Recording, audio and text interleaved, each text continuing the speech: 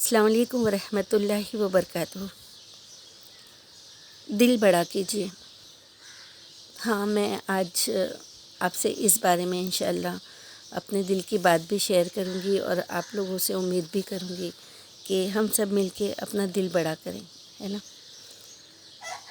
دیکھیے، سب سے پہلے تو میں آپ لوگ جو مجھے سن رہے ہو تو میری آواز کے ساتھ آپ لوگوں کو کچھ اور آوازیں بھی آ رہی ہیں نا، چڑیوں کی چہچہانے کی، ہے نا، چھوٹا سا ایک مرغا ہے جو بانگ دے رہا ہے اس کی۔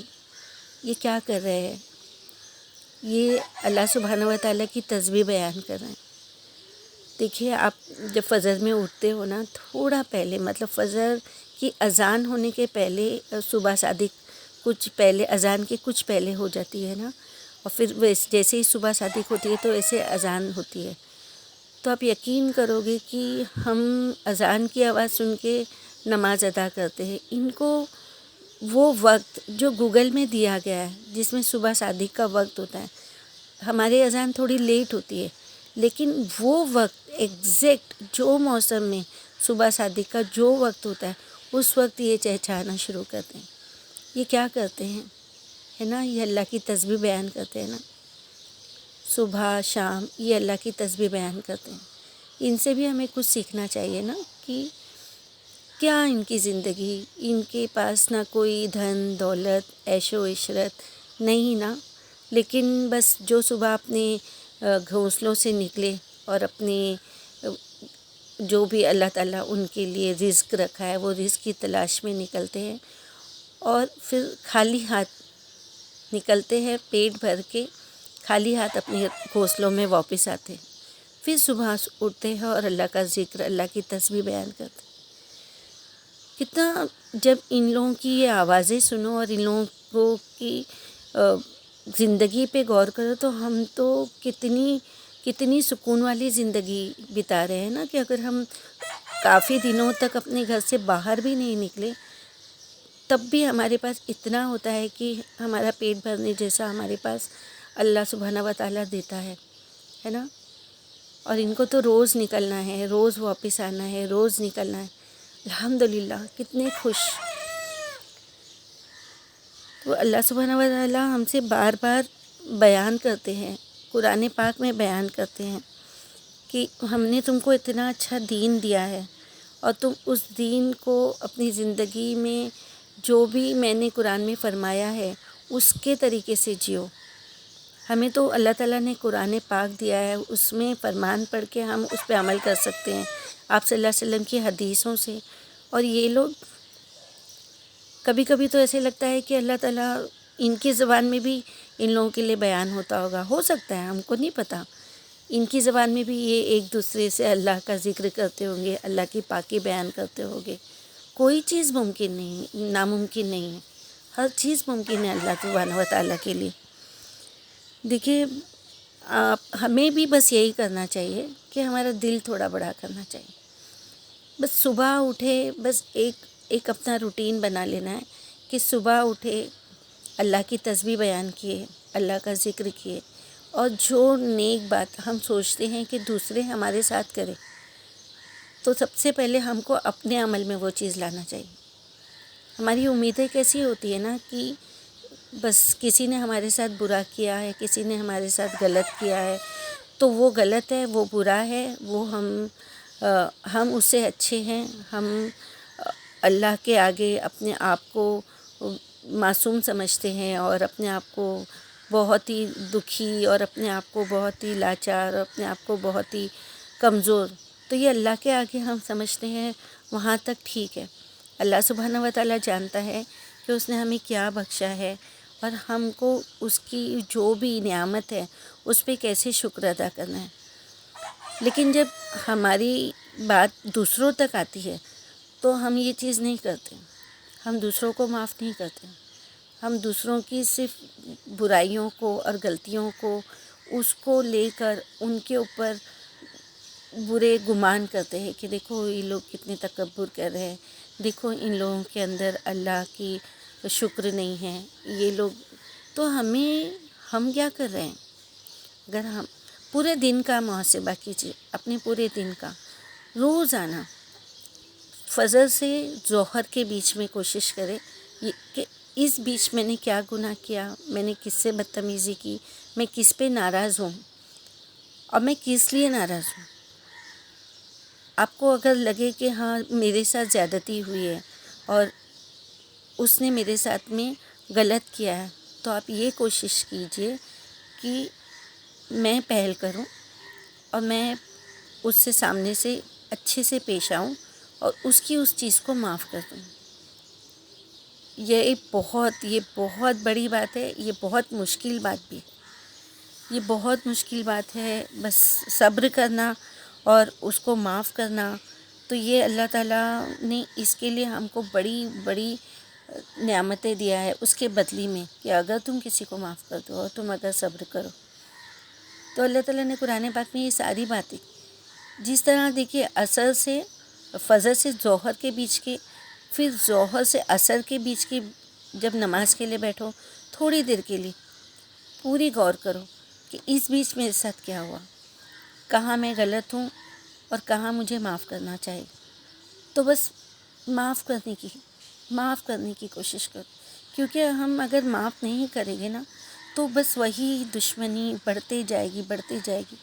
اور اللہ کے لیے معاف کرو۔ اگر دل میں وہ چیز کی برداشت نہیں ہے نا، تو اللہ سبحانہ و تعالیٰ سے کہو کہ اللہ تعالیٰ یہ بات غلط ہے، یہ میرے ساتھ غلط ہوئی ہے، لیکن اگر میں اس کو معاف کر رہا ہوں نا یا کر رہی ہوں نا، تو اللہ تعالیٰ تیرے لیے، اللہ سبحانہ و تعالیٰ تیرے لیے، اللہ رب العزت تیرے لیے، تو نے کہا ہے نا تو معاف کرنے والوں کو پسند کرتا ہے نا، تو میں اسے معاف کرتی ہوں۔ پھر وہی چیز عصر سے مغرب کے بیچ میں جب مغرب کی نماز کے لیے بیٹھو، پھر سوچو، پھر مغرب سے عشاء کے بعد اور پھر عشاء کے بعد سے تہجد تک، دیکھیے اس طرح اگر ہم اپنی زندگی پہ غور کریں گے تو اپنے آپ کو غلط بات کرنے سے، غلط الفاظ نکالنے سے، غلط حرکت کرنے سے روکیں گے اور دوسروں کو معاف کرنے کی کوشش کریں گے، اور آپ معاف کر کے سکون سے اللہ سبحانہ و تعالیٰ کو یہ بات کہہ کے کہ اللہ تعالیٰ تیرے لیے میں نے یہ کیا، تیرے لیے میں نے یہ کی، اللہ تیرے لیے میں نے یہ گناہ روکا، تیرے لیے میں نے غلط کام سے اپنے آپ کو روکی، تیرے لیے میں نے اپنے نفس پہ قابو رکھی، اللہ تو مجھے اس کا اجر دے، اللہ تو مجھے اس کا دنیا میں بھی اور اس کا آخرت میں بھی اجر دے۔ دیکھیے اللہ سبحانہ و تعالیٰ اس بات سے بہت خوش ہوتا ہے، اور یہ چیزیں ہمارے لیے مشکل بہت ہیں۔ ابھی اس چیز کے لیے دیکھیے اللہ سبحانہ و تعالیٰ ہمیں قرآن پاک میں بھی ہر جگہ پہ فرماتے ہیں نا، ہر جگہ پہ اللہ تعالیٰ نے ہمیں فرمایا ہے کہ صبر سے اور نماز سے تم مدد حاصل کرو، ہے نا۔ اللہ تعالیٰ ہمیشہ ہمیں قرآن میں اچھی باتیں جو ہیں ہمیں اس پہ عمل کرنا چاہیے نا۔ قرآن میں ہر بات، ہر لفظ، ہر حرف بے مقصد نہیں ہے، ہر چیز کا مقصد ہے۔ اللہ تعالیٰ نے ہر آیتوں کو آپ صلی اللہ علیہ وسلم پہ جو اتارا ہے، ان کے لیے جو کہا ہے، دیکھیے انہوں نے کتنا صبر کیا نا۔ ان کی حدیث آپ پڑھو گے، جیسے آپ صلی اللہ علیہ وسلم کے بارے میں نبی یہ حضرت عائشہ رضی اللہ تعالیٰ عنہ فرماتی ہے کہ میں نے ان سے پوچھا کہ یا رسول اللہ، جنگ احد میں آپ کو بہت تکلیف ہوئی تھی، آپ کے دانت مبارک شہید ہو گئے تھے، تو جنگ احد سے زیادہ سخت دن بھی آپ صلی اللہ علیہ وسلم پر کوئی گزرا ہے؟ تو انہوں نے فرمایا ہاں عائشہ، میری زندگی میں سب سے زیادہ سخت دن عقبہ کا دن تھا۔ یہ وہ دن تھا جب آپ صلی اللہ علیہ وسلم مکے والوں سے مایوس ہو کر طائف والوں کا اللہ سبحانہ و تعالیٰ کا پیغام پہنچانے کے لیے تشریف لے گئے تھے۔ دیکھیے اس وقت بہت برا وقت تھا، کیونکہ آپ کے چچا کا انتقال ہو گیا تھا اور بی بی خدیجہ رضی اللہ تعالیٰ عنہ کا انتقال ہو گیا تھا۔ آپ صلی اللہ علیہ وسلم اپنے آپ کو ایک دم اکیلا محسوس کر رہے تھے۔ ان دونوں کا بہت سپورٹ تھا ان کو، وہ دونوں بہت ان کو سپورٹ کرتے تھے۔ تو وہ آپ صلی اللہ علیہ وسلم نے کہا کہ جب مکے والوں سے مایوس ہو کر طائف والوں کو اللہ سبحانہ و تعالیٰ کا پیغام پہنچانے کے لیے تشریف لے گئے، وہاں کے سردار عبد یالیل نے گنڈوں کو آپ صلی اللہ علیہ وسلم کے پیچھے لگا دیا، اور انہوں نے پیغام رحمت کے لیے جواب میں آپ صلی اللہ علیہ وسلم پر پتھر برسائے۔ مطلب آپ صلی اللہ علیہ وسلم جو اللہ سبحانہ و تعالیٰ کا پیغام پہنچانے کے لیے گئے تھے، ان لوگوں نے آپ صلی اللہ علیہ وسلم پر پتھر برسائے۔ اگر ہم کو ایک اچھی بات کسی کو بتانا ہے، اور ہم یہ بول کے ڈرتے کہ ہاں اب اگر ہم نے اسے کچھ بھی کہا یا اسے کچھ اچھی بات بتائی تو اس کے بدلے میں مجھے بہت برا بھلا کہیں گے یا میری یہ بات کو جھٹلا دے گے، تو جانے دو، اس سے اچھا ہم کو تو نہیں کہنا۔ لیکن آپ صلی اللہ علیہ وسلم کے اوپر کیا کیا ان لوگوں نے، پتھر برسائے۔ آپ صلی اللہ علیہ وسلم کے ساتھ ان کے منہ بولے بیٹے، جیسے انہوں نے اس زید بن حارث وہ تھے رضی اللہ تعالیٰ عنہ، تو وہاں ان لوگوں نے آپ صلی اللہ علیہ وسلم پر پتھر برسائے۔ آپ صلی اللہ علیہ وسلم لہو لہان ہو گئے اور بے ہوش ہو کر گر پڑے۔ آپ صلی اللہ علیہ وسلم انتہائی پریشان اور غمگین وہاں سے چلے۔ سوچو کتنا دکھ ہوا ہوگا، ایک تو ہمارے کوئی رشتہ دار کا، ہمارے اپنے ہم سے بچھڑ جاتے تو وہ دکھ ہمارے لیے بہت بڑا ہوتا ہے۔ اس کے بعد وہ دکھ میں جب آپ صلی اللہ علیہ وسلم دین کی دعوت دینے کے لیے ان کے پاس گئے تو ان لوگوں نے کتنی اذیت ان کو پہنچائی، اور وہ لہو لہان ہو گئے اور وہ بے ہوش ہو گئے۔ کتنی تکلیف ہوئی ہوگی سوچو۔ اللہ سبحانہ و تعالیٰ کیا ان کو پیار نہیں کرتا تھا؟ کیا ان کو اس تکلیف سے بچا نہیں سکتا تھا؟ لیکن ہمیں بھی تو آپ صلی اللہ علیہ وسلم ہمارے رول ماڈل ہے، تو ان سے ہم کو دیکھو، انہوں نے اتنی تکلیف اٹھائی تو کیا ہم نہیں اٹھا سکتے؟ اللہ اکبر۔ اس کے بعد جب وہاں وہ ایک کرب الثعالب بول کے جگہ ہے، وہاں پہنچے تو ان کا غم تھوڑا ہلکا ہوا، تو اللہ سبحانہ و تعالیٰ نے عذاب کے فرشتے کو آپ صلی اللہ علیہ وسلم کی خدمت میں بھیجا، اور عذاب کے فرشتے نے کہا کہ یا رسول اللہ صلی اللہ علیہ وسلم، اگر آپ صلی اللہ علیہ وسلم فرمائیں تو میں وہاں کے 2 پہاڑ تھے کہ ابو قبیس اور جبل احمد، وہ دونوں پہاڑوں کے نام تھے، تو عذاب کے فرشتوں نے آپ صلی اللہ علیہ وسلم سے فرمایا کہ ہم اس کو آپس میں ٹکرا دیں، اور ان دونوں پہاڑوں کے بیچ میں یہ بدبخت جنہوں نے آپ کو تکلیف پہنچائی ہے، جو آپ کے ساتھ میں بد اخلاقی کی ہے، تو ان کو اپنے انجام تک پہنچا دے، یہ دونوں پہاڑ کے بیچ میں ان لوگوں کو پیس کے رکھ دے۔ دیکھیے اگر ہمارے جیسے کوئی انسان ہو، ہمیں کسی نے تکلیف پہنچایا، ہمارے کوئی رشتہ دار یا ہماری اولاد یا ہمارے بھائی بہن کہ تم کو اس نے تکلیف پہنچایا، رکو ہم ابھی ان کو برابر کر دیں، تو ہم تو کہیں گے نا کہ ہاں۔ لیکن آپ صلی اللہ علیہ وسلم نے کیا کہا؟ تو رحمت العالمین تھے نا، تو آپ صلی اللہ علیہ وسلم نے فرمایا نہیں، مجھے چھوڑ دو کہ میں اپنی قوم کو خدا کے عذاب سے ڈراتا رہوں، شاید کہ خدا انہی کے دلوں کو ہدایت کے لیے کھول دے، یا پھر ان کی اولاد میں سے ایسے لوگ پیدا ہو جو ہدایت کو قبول کر لیں۔ سبحان اللہ، یہ بخاری اور مسلم کی حدیث ہے۔ سوچو کتنی تکلیف، کتنے اکیلے اپنے آپ کو محسوس کر رہے تھے، اور اتنی تکلیف دینے کے باوجود، اللہ سبحانہ و تعالیٰ کی مدد آنے کے باوجود انہوں نے ان لوگوں کو معاف کیا نا۔ ہم کر سکتے ہیں کیا؟ اتنا بڑا دل تو ہمارا ہے نہیں، لیکن چھوٹا دل تو کر سکتے ہیں نا، ہمارے دل کو تھوڑا بڑا کر سکتے ہیں نا ہم۔ بس اسی طرح آپ صلی اللہ علیہ وسلم کی باتیں اگر ہم سنیں گے نا تو ہمارا دل تھوڑا ہلکا ہو جائے گا، ان کی تکلیفوں کو دیکھیں گے نا تو ہماری تکلیف ہم کو کچھ بھی نہیں لگے گی۔ ہمارے لیے اللہ تعالیٰ نے اتنی آسانیاں کیا ہے، دین تو ہمیں پلیٹ میں سجا کے مل گیا ہے نا۔ جب اتنی آسانی سے ہمیں کوئی چیز ملی ہے تو بس اس میں سے کچھ نیک اعمال ہم کوشش کریں نا، کہ ہمارے رشتہ داروں کے ساتھ، ہمارے پاس پڑوس کے ساتھ، ہمارے جان پہچان والوں کے ساتھ ہمارا دل تھوڑا بڑا کر دینا۔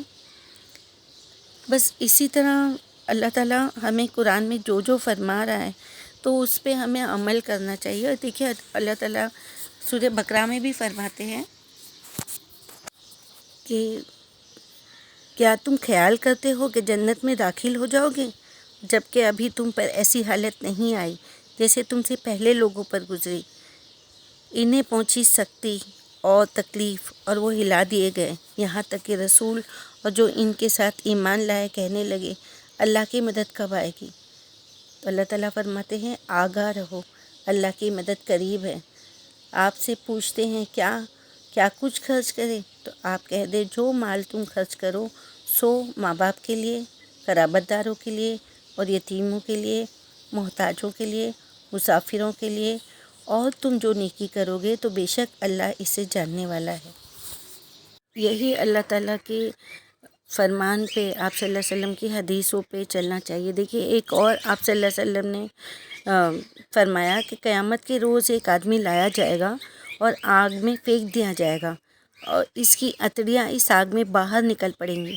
پھر وہ آدمی ان اتڑیوں کو اس طرح لیے پھرے گا جس طرح گدھا اپنی چکی میں پھرتا ہے۔